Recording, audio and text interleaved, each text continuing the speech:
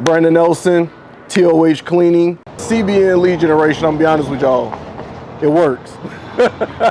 It works.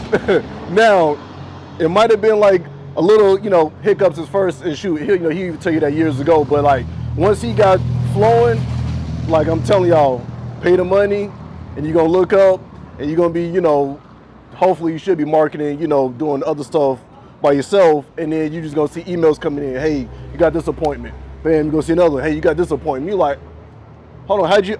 Oh, okay, so that came from that. I'm telling you, it works. You're gonna get appointments, and if you don't close on it, it's your fault.